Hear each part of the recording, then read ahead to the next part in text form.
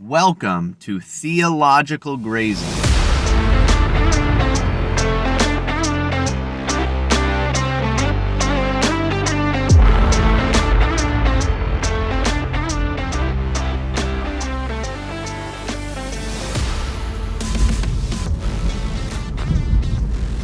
There are a lot of reasons that we could point to in Scripture that polygamy or polyamory is wrong.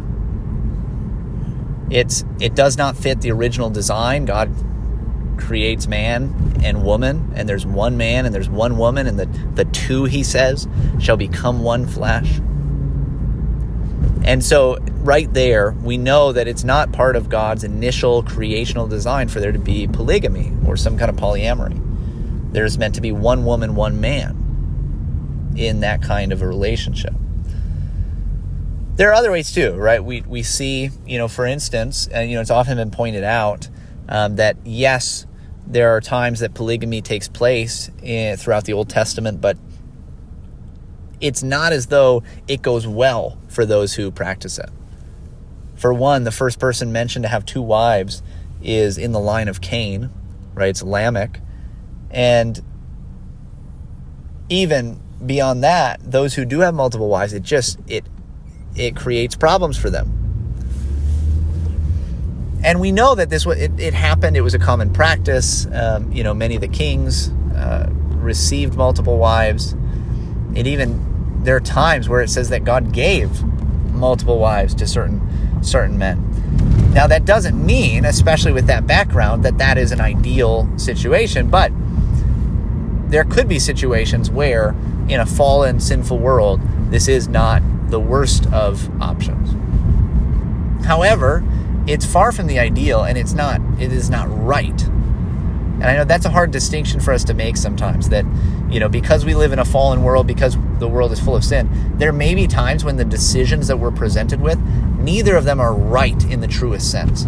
Neither of them are the perfect decision to be made in that situation.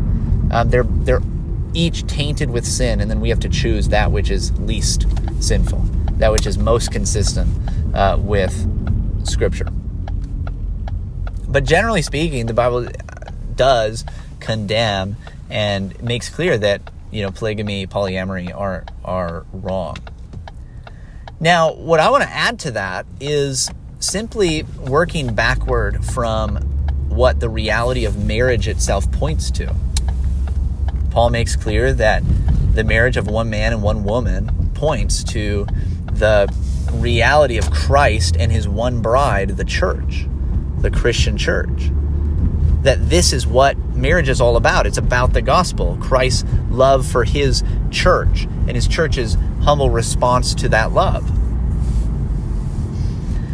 And if we are to say that polygamy is acceptable, and I know nobody listening to this is thinking that. I don't know if this will get to anybody who is thinking that, but I don't think it's out of the realm of possibilities in a day like ours that people start moving in that direction. Obviously, polyamory is they're trying to push this harder and harder. I keep seeing more and more articles all over the place in mainstream sources trying to push that. Marriage itself has just fallen apart, so any form of matrimony is just, it's not going to be around much longer anyway for the culture at large, probably. So maybe that's why it's focused on the polyamory instead of polygamy itself. But it's definitely possible that this could, be something that presents itself to us. It was a common thing in the days of the early church. This is undoubtedly one of the reasons that, elders are told to be, one woman men, the husband of one wife.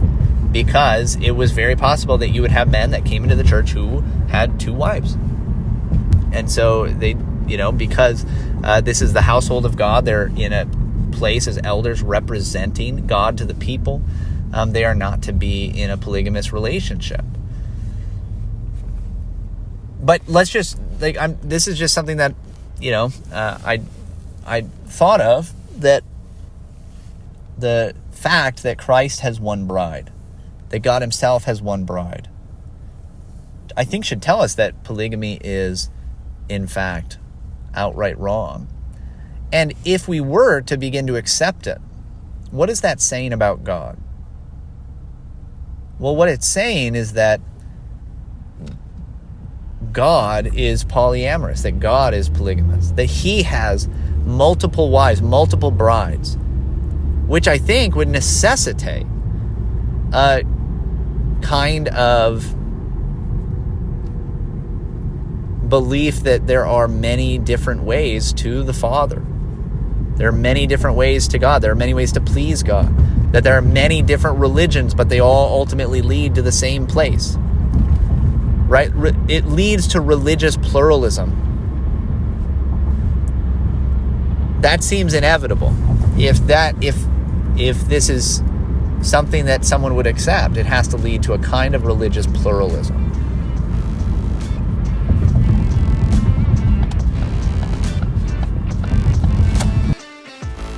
Well, that's all, folks. If you could help me out, rate and review this podcast, share it with a friend, go ahead and email me if you have any questions. We're out.